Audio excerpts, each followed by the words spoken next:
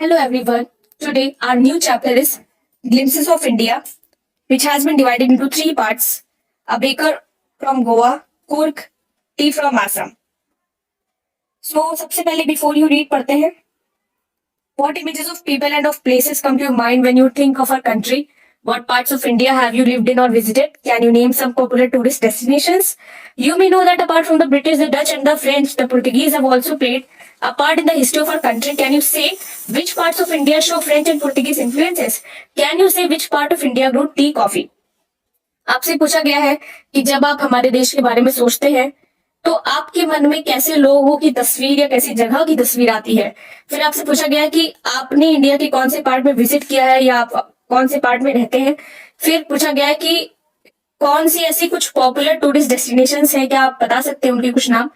फिर आपसे पूछा गया है कि आप शायद जानते होंगे कि हमारी हिस्ट्री में, हमारी जो कंट्री की हिस्ट्री है उस हिस्ट्री में सिर्फ ब्रिटिशर्स ने ही अपना किरदार नहीं निभाया बल्कि डच, फ्रेंच और पुर्तगीज ने भी कुछ ना कुछ किरदार निभाया है। तो क्या आप ये सारी चीजें जानते हैं? अगर ऐसा है तो क्या आप बता सकते हैं कि इंडिया के कौन से पार्ट में ये सारी चीजें छलकती है। फिर है कि इंडिया का कौन सा पार्ट टी और कॉफी को ग्रो करता है। अब हम अपनी स्टोरी को स्टार्ट करते हैं। A baker from Goa. This is a pen portrait of a traditional Goan village baker who still has an important place in his society. तो पेन पोर्ट्रेट क्या होता है? पेन पोर्ट्रेट का मतलब होता है इनफॉर्मल डिस्क्रिप्शन, मतलब जब आप किसी के बारे में इनफॉर्मली कोई चीज डिस्क्राइब करते हैं, that is called pen portrait. तो एक विलेज है, एक गोवा का एक विलेज है जहां पर बेकर की बात की जा रही, ट्रेडिशनल गोवान विलेज बेकर, जिसकी कि आज भी सोसाइटी में कुछ ना कुछ इंपॉर्टेंस है ना, ये कहा जा रहा है। तो our elders are often heard reminiscing nostalgically about those good old Portuguese days, the Portuguese and their famous loaves of bread. तो सारे एक एक वर्ड का मतलब समझते जाते हैं। तो पहला है reminiscing nostalgically, यानी कि thinking fondly of past। तो जब हमारे एल्डर्स जब वो बात करते हैं पास्ट की, है ना, उन दोज ओल्ड गुड डेज की, जो पुर्तगीज डेज थे उस टाइम की जब बात करते हैं, तो Portuguese and their famous loaves of bread. Loaves क्या होता है? लोव्स मतलब होता है quantity of bread that is shaped and baked in one piece and usually slice before being eaten. जैसे मान लीजिए कि आपके पास एक कोई भी ब्रेड है, बड़ा सा पार्ट है। वैसे तो हम लोग जो ब्रेड खाते हैं उससे काफी बड़े बड़े ब्रेड होते हैं, लोव्स ऑफ ब्रेड होते हैं, काफी बड़े बड़े होते हैं। तो उनको कट करके खाया जाता है। ये चीज आपको कहा जा रहा है। जो हम ब्रेड खाते हैं ये उससे काफी डिफरेंट है, ये वाला जो ब्रेड है। तो एक्चुअली ये बहुत फेमस ही है, इसीलिए बेकर यहाँ पर इतना फेमस बताया जा रहा है आपको।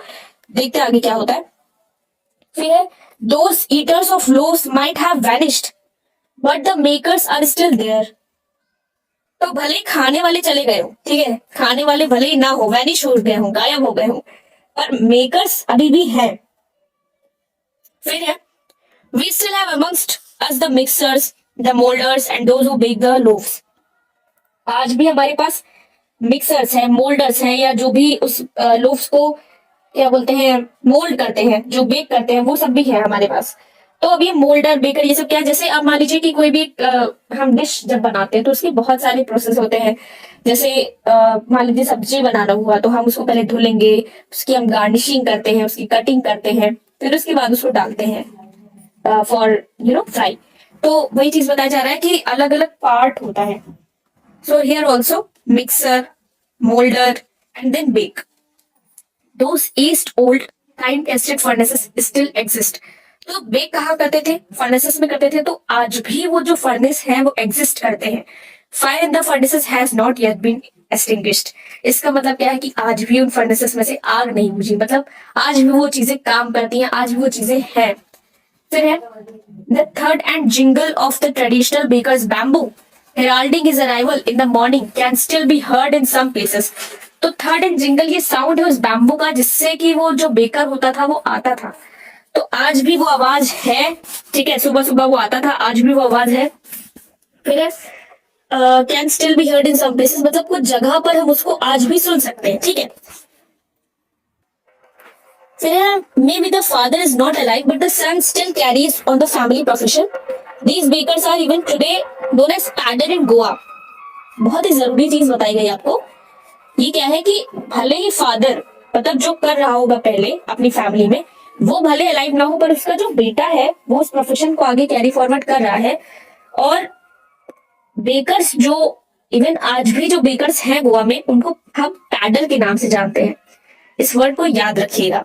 During our childhood in Goa, the baker used to be our friend, companion and guide. तो राइटर बताते हैं कि हम मतलब हमारे बचपने में क्या होता था, जो बेकर्स होते थे वो हमारे फ्रेंड भी होते थे, हमारे कंपेनियन भी होते थे, हमारे गाइड भी होते थे। He used to come at least twice a day. दिन में कितने बार आते थे? 2 बार आते थे। Once we set out in the morning on his selling round and then again when we return after emptying his huge basket. तो सबसे पहले तो क्या, सुबह सुबह जब वो सेल करने के लिए निकलता था तब आता था, और उसके बाद जब अपनी बड़ी सी बास्केट को खत्म कर देता था तब आता था। ठीक है। The jingling third of his bamboo woke us up from sleep and we ran to meet and greet them।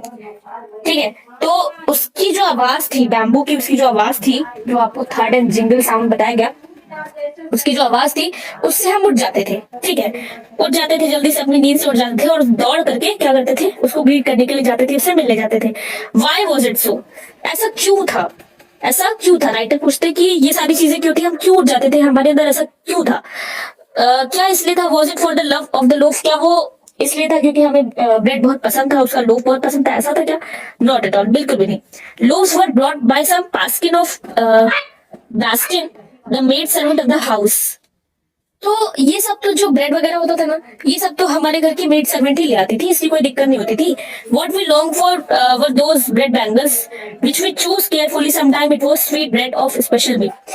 हम तो इसलिए आते थे क्योंकि वो जो ब्रेड बैंगल्स होते थे ना, उसको हम चूज करते थे, हम उसको केयरफुली चूज करते थे, जो कि बहुत ही स्वीट होता था, स्पेशली बनाया जाता था। कहने का मतलब ये है कि ये एक स्पेशल टाइप का ब्रेड है, बैंगल्स की फॉर्म में होता है, जिसको कि ये स्पेशली बनाते हैं, इसके लिए ये लोग नींद से जग करके, नींद से जग के आते थे। ठीक है। ओके, आगे देखते हैं।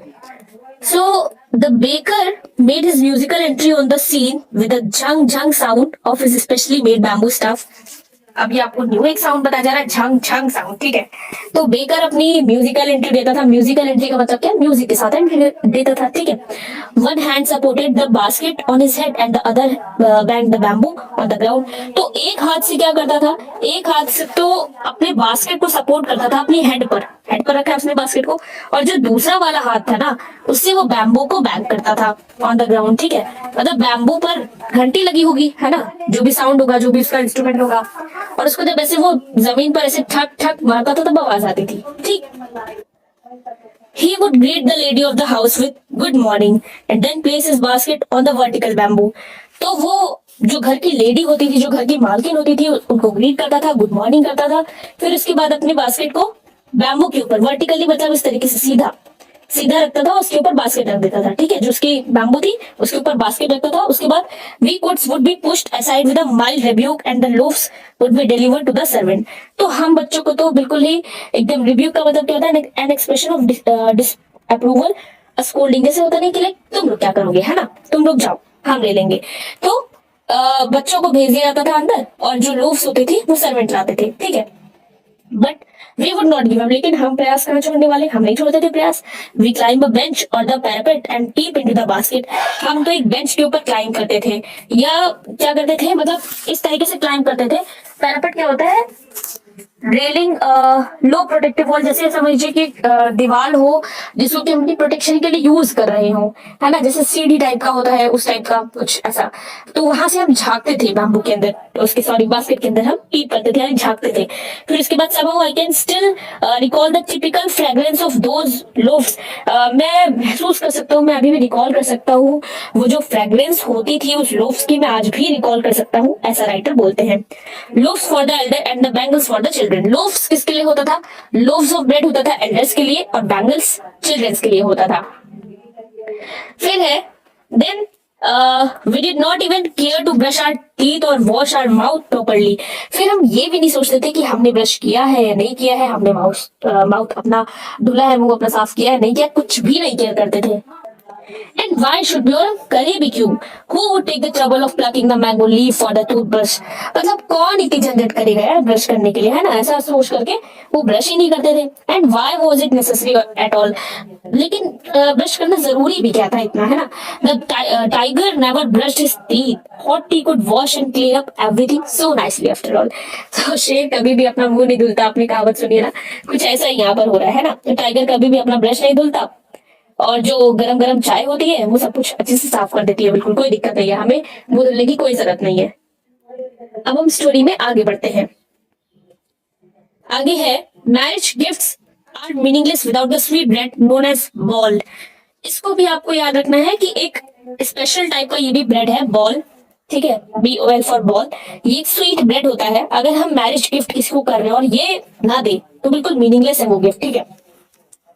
जस्ट एज अ पार्टी और अ feast loses it's charm without bread, ठीक है। जैसे कि कोई भी पार्टी हुई, कोई भी छोटा मोटा कुछ भी हम कर रहे हैं अगर, और उसमें ब्रेड नहीं है तो बिल्कुल कोई मजा नहीं है उसमें, ऐसा माना जाता था। फिर है, not enough can be said to show how important a baker can be for a village. मतलब इतना नहीं बताया जा सकता कि किसी भी विलेज में एक बेकर की क्या इंपॉर्टेंस है, इतना नहीं, मतलब आपको बयां नहीं किया जा सकता, ठीक है। Lady of the house must prepare sandwiches on the occasion of a daughter's engagement. Even अगर किसी घर की कोई लेडी है तो वो अपनी डॉटर की एंगेजमेंट में, ओकेजन में सैंडविच जरूर प्रिपेयर करती है, ठीक है। केक्स एंड बॉलिनाज are must for Christmas as well as other festival. Cakes हो, बॉलिनाज हो, ये सारी डिशेस के नाम आपको बताए गए हैं, क्रिसमस पे या फिर अदर फेस्टिवल्स पर जरूर बनते हैं। Thus the presence of bakers furnace in the village is absolutely essential। अगर आपसे सवाल पूछा जाए कि डिस्क्राइब करिए कि आपको जैसे क्वेश्चंस आते हैं, like describe the presence of baker's furnace in the village is absolutely essential, how is it possible, या why is it essential for the village to be a baker in the Goa, like something भी आपको कुछ भी पूछा जा सकता है कि एक विलेज के लिए, एक विलेज में बेकर का होना कितना जरूरी है।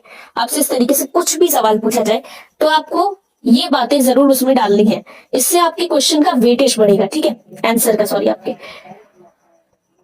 सो नेक्स्ट है, the baker or bread seller of those days had a peculiar dress known as कबाई। ये ड्रेस का एक फॉर्म है, इसको याद रखिएगा कि जो बेकर होता था उसकी ड्रेस को हम क्या बोलते थे? कबाई। It was a single piece long frock reaching down the knees. तो एक सिंगल पीस लॉन्ग फ्रॉक होती थी। So उसके बाद है, in our childhood we saw bakers wearing a shirt and trousers which were shorter than full length one and longer than half pants।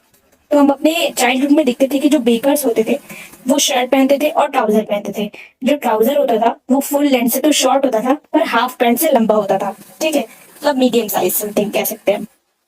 फिर even today anyone who wears a half pant which reaches just below the knees invites the comment that he is dressed like a pattern। आज भी अगर कोई भी ऐसी कोई trouser पहनता है जो कि हाफ पैंट से थोड़ी सी बड़ी हो या नी से थोड़ी नीचे चली जाती हो तो हम उसको एक पैडर बोलते थे कि वो एक पैडर है ना, पैडर की तरह है, बिल्कुल उसी तरीके से ड्रेस उसने किया है। The baker usually collected his bills at the end of the month. जो बेकर होता था वो at the end of the month bills collect करता था, मतलब एक महीने तक आप जितना लेना ले लीजिए, एक मंथ के लास्ट में बिल वगैरह सीधा लेता था। जो मंथली अकाउंट होता था वो कहाँ पर लिखते थे? किसी भी जो दीवारें होती थी घर के उस पर लिख दिया जाता था पेंसिल से, ठीक है। Baking was indeed a profitable profession in the old days. तो उस समय पे जो बेकिंग थी वो एक कहीं ना कहीं एक प्रॉफिटेबल प्रोफेशन हुआ करता था। The baker and his family never starved. कभी भी वो भूखे नहीं सोते थे। जो बेकर होते थे और उनकी जो फैमिली होती थी वो कभी भूखे नहीं सोए थे, ठीक है।